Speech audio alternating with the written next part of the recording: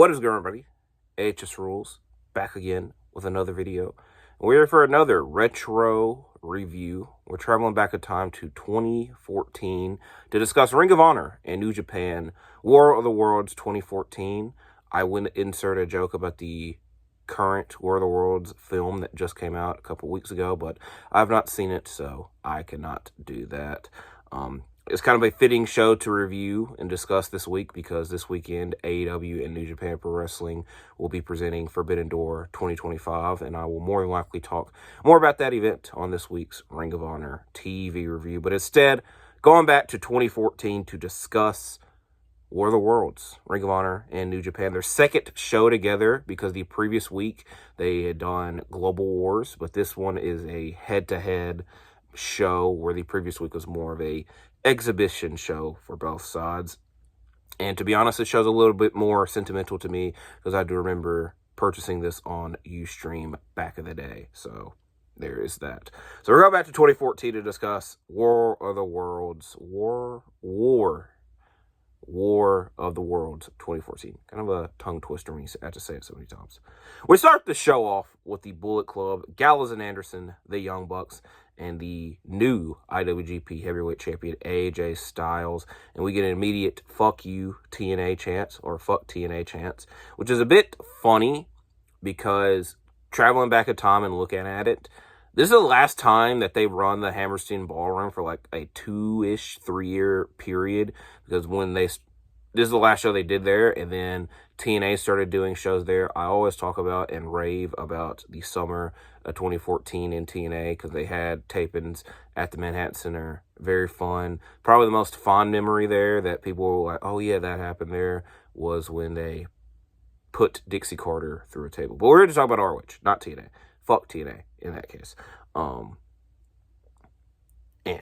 besides the point, we don't get much out of the Bullet Club because they are looking to take over on this show, wherein Kazuchika Okada comes out, and he was supposed to take on Cedric Alexander on this show, but Cedric Alexander was taken out on the previous week's show by Roderick Strong. So Okada does not have an opponent, and if you do want to watch Okada and Cedric Alexander have a match, they do compete 1 year later at, I believe, Global, because the next year, they do the same shows, but they double it up. Instead of 2, they did 4. So I don't remember the exact event that match happens on, but they do that match a year later. And long story short, Okada is inserted into tonight's IWGP Heavyweight title match and is now a triple threat, which is a rarity for New Japan to do for that championship. And during the main event, they even mentioned that the last time that it happened was in 2005. And I do remember, this is a sidebar. I'm going to try my best to not do too many sidebars. This is a sidebar. Sidebar 2. I do remember Kenny Omega was IWGP champion, and I always understood and respect that he did not want to do Omega and Ibushi and like the story they had. But Ibushi beat Omega in the G1. And normally when you're the IWGP champion and in the G1 and you lose, whoever you lose to, you end up defending the title on through until Wrestle Kingdom, etc. So I thought we were going to get another Omega Ibushi matchup. And it seemed like that we were going on that route or that road when Cody Rhodes inserted himself and ended up making it a triple threat. And so it was weird because obviously I understood why they made that a triple threat, and I just talked about the rarity of the IWGP title not being in a triple threat match, but that matchup is one that always pissed me off. But if I really want to watch Omega and Ibushi have a match, they competed several times. So, the first matchup of the night, 4 minutes in already, the Forever Hooligans and Takaki Watanabe, now known as Evil, now known as one of the most polarizing wrestlers to talk about on social media, taking on the team of Matt Taven, Tommaso Ciampa, and ACH. Ciampa and Kozlov start the bout off with frequent tags afterwards. ACH lands drop kicks on all of his opponents, but is not able to land his dive attempt to the outside. Kozlov lands 3 boots to ACH, but Ciampa breaks up the pinfall attempt. The forever clotheslines are landed by Rocky, and then Ciampa's backbreaker gets a 2 count when all men get involved, setting up for ACH to land his springboard dive to the outside. And in the ring, Taven hits the climax on Watanabe to pick up the victory. A very fun opener that the crowd was excited for.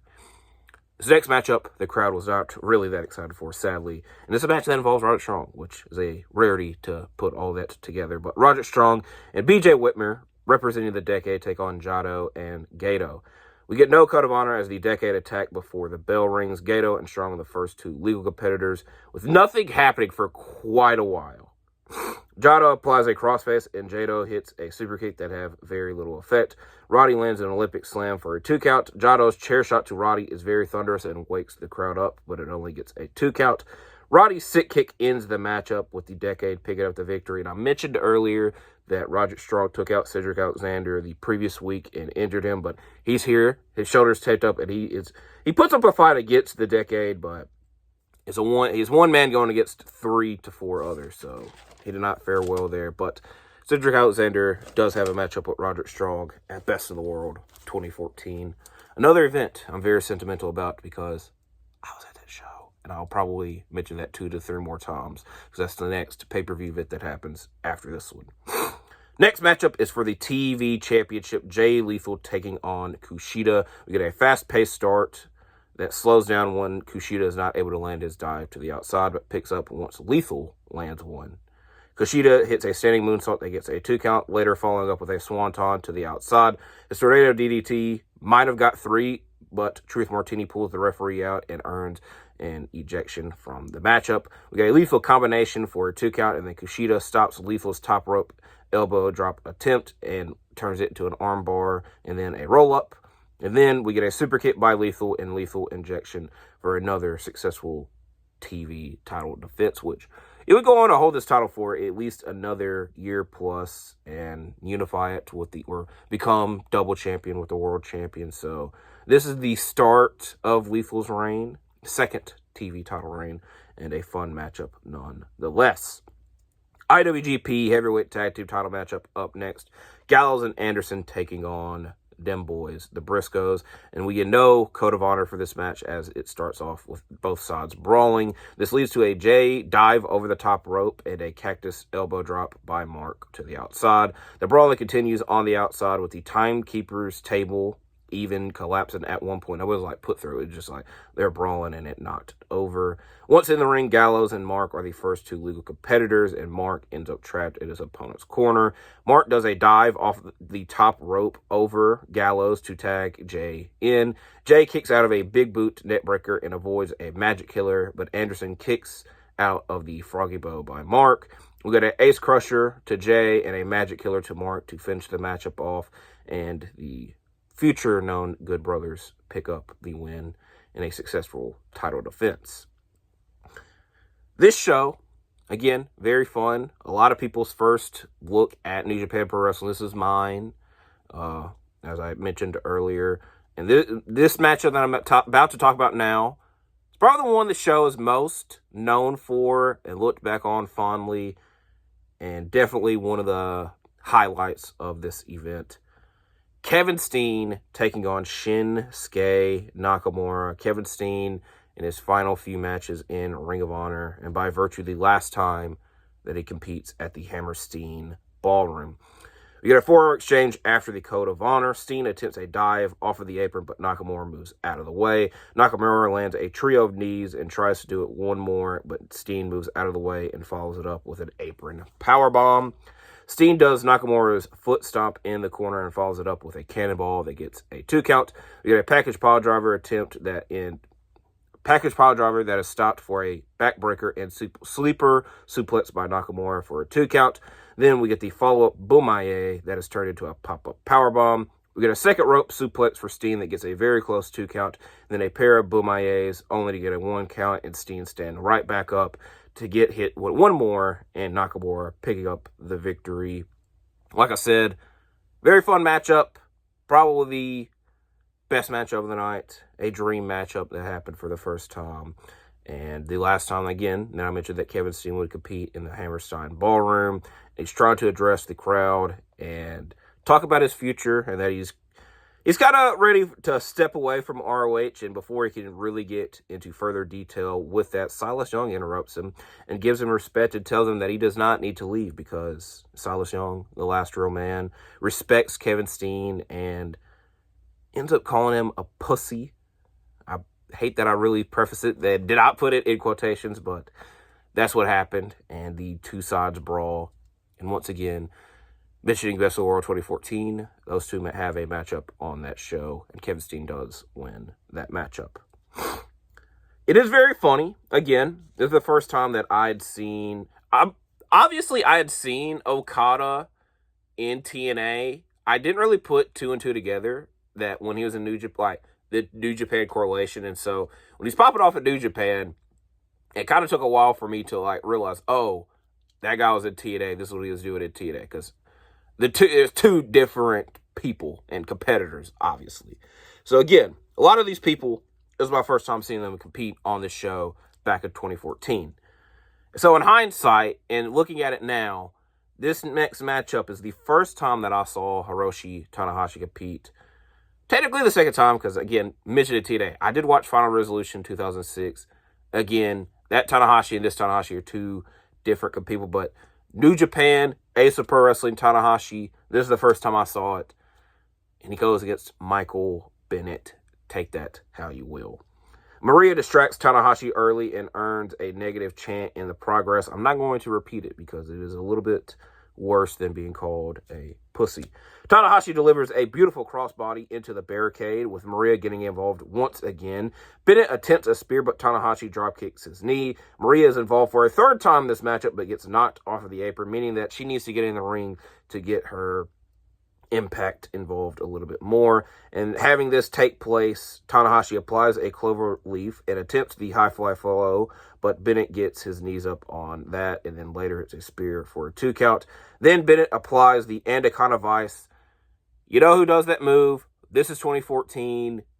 Is this signaling something? Obviously, really not, but yeah, the crowd did not really like this. It is turned into a pin when Maria kisses referee Todd Sinclair for the what the fuck moment of the night, in my opinion.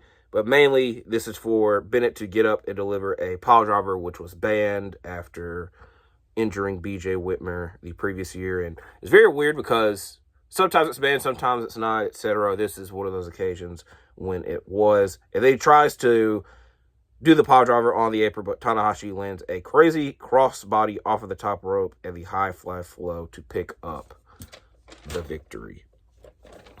Next matchup, probably the second matchup that I look most fondly on with this event. I could potentially even say it's match of the night. I go back and forth with the Steen Nakamura match and this upcoming match. It's a coin flip.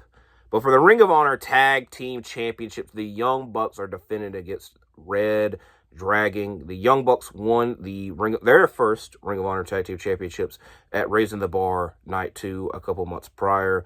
And this is the rematch of that matchup. But this time around, the things are different. Thing one, Matt Jackson had an injured hand at the time and wore a cast and used that as an aid to victory. This time around, he has no cast. Thing two, and more importantly, Filthy Tom Lawler is here and he's accompanying reDRagon to the ring. And as he's exiting the ring, the Young Bucks kick the ropes. And if you're a man, you know why that would hurt. And this leads to an immediate start between both sides. Lawler gets his revenge when the referee's back is turned and pushes the top rope that Matt Jackson was standing on. The first two legal competitors of this match are Bobby Fish and Matt Jackson. We got a Regal Plex by O'Reilly that leads to a springboard cutter to Matt and tags Nick in, who comes in flying in and out of the ring. Nick lands a super kick on O'Reilly when he is attempting his outside dive off of the apron. And then we get a double super kick in the ring that gets a close 2 count. O'Reilly finally lands the outside drop kick off of the apron. A top rope Falcon Arrow by Fish gets a 2 count. O'Reilly has a chokehold on Matt Jackson, and Nick breaks it up with a 450 splash. The Young Bucks land the more bang for your buck that they thought they did, because O'Reilly turns it into a chokehold. Chasing the Dragon by reDRagon, leading to Nick kicking out, but Kyle O'Reilly applying an armbar out of it, with Nick being pushed away by Bobby Fish and Matt Jackson tapping out, as we have new Ring of Honor World Tag Champions. And this is the start of reDRagon's third Ring of Honor Tag Team title reign. One of my favorite Young Bucks matches. Probably my favorite reDRagon match. They had some good matches with the American Wolves.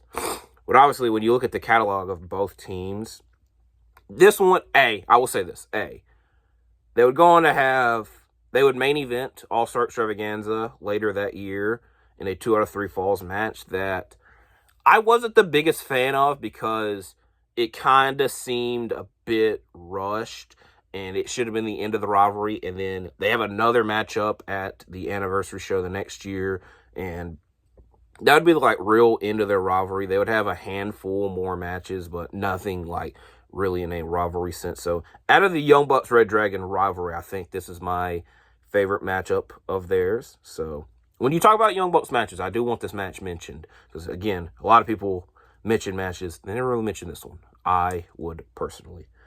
Next matchup is for the Ring of Honor World Championship. Adam Cole defending against Jushin Thunder Liger. Liger has the advantage early with a surfboard that has transitioned into a Dragon Sleeper. This changes with a Cole superkick on the outside. Cole's enziguri and running knee gets a 2 count. Liger's frog splash gets a 2 count and is followed up with a brainbuster. Liger grabs the ropes out of Cole's figure 4, but once they stand up, Cole hits another super kick and a second figure 4, this time in the center of the ring, and Jushin Thunder Liger taps out and Adam Cole successfully retains for a Ring of Honor World Title match. This was a pretty quick matchup, but we had one more match left for the IWGP World Heavyweight Championship. AJ Styles defending against Michael Elgin and Kazuchika Okada. Styles had already lost to Elgin in Ring of Honor, and oddly enough, Elgin had an IWGP World Title matchup lined up here. Boom. And then at Best of the World, second to last time I'll mention it, he had the Ring of Honor World Title matchup lined up. And again, I mentioned that Elgin had already beaten Styles. That was the #1 contenders match for the Ring of Honor World Title. And the winner would advance to Best of the World to face the world champion there. But this time around, we have an added factor, that being Kazuchika Okada. Styles kicks Elgin while he's holding Okada up, leading to him delivering a suplex that he didn't want to. The same thing happens with an Okada drop kick, and both Elgin and Styles spill out to the floor. Elgin lands a suplex on both. Okada lands 2 different neck breaker variations on Elgin, with both getting a 2 count. Okada lands a beautiful top rope elbow drop in the center of the ring. Elgin lands a second rope suplex, with Styles quickly following up with a 450 splash. Pele kick to Okada, but he then avoids the Styles clash for a tombstone. Okada lands a Rainmaker on Elgin, with AJ following up with a phenomenal forearm, and Styles clash to Elgin with Okada on the outside, and AJ Styles successfully retains his IWGP Championship. He does not get to celebrate for very long, as the Ring of Honor World Champion Adam Cole comes to the ring and attacks him with the title belt and stands victorious over everybody and declares himself the best in the world, which I fully imagine. There's 2 reasons to do it. A, he actually believes it, and at this time, Adam Cole, had that argument for that. And B, more importantly, the reason I think he was doing it was it transitioned into the promo for the next month's pay-per-view, Best of the World 2014. Ever heard of it? So that is how this show ended. I will admit, this was a very quick matchup, but maybe time constraints, all that. But they got quick and to the point, so I do appreciate that. So overall, very fun event. Go and watch Steen and Nakamura if you haven't. It's free on YouTube and has been up there for a while. So if you haven't watched it, I don't know why the hell you wouldn't. So very fun show overall. And they would continue the War of the Worlds and Global Wars tours for, I know they are 2015, 16, 17, 18, and 19. So the next 5 years. 2020, very rough year for everybody, obviously. And then we've had the occasional partnerships since then, but New Japan's been more so worried about partnering with AEW. So there is that there. So I don't want to blab on for too much longer. We've gotten through this week's retro review. We will have to see if I do a retro review next week. But if I do, it will be a Death Before Dishonor show. I don't know which one yet, because it's Death Before Dishonor week. Death Before Dishonor will be that Friday, cheap plug and all that. I will more than likely say it won't be Death Before Dishonor 2006, because I think that we need to properly build that show up and talk about shows leading up to that show. We don't want to just jump right into that event. So if I do a retro review next week, we shall see. Hopefully you enjoyed this one and you enjoy all my videos. If you do, like it. If not, I try my best at least. I do appreciate y'all watching this, though. So I'll see y'all when I see y'all. Stay safe. I'm out for now. Goodbye.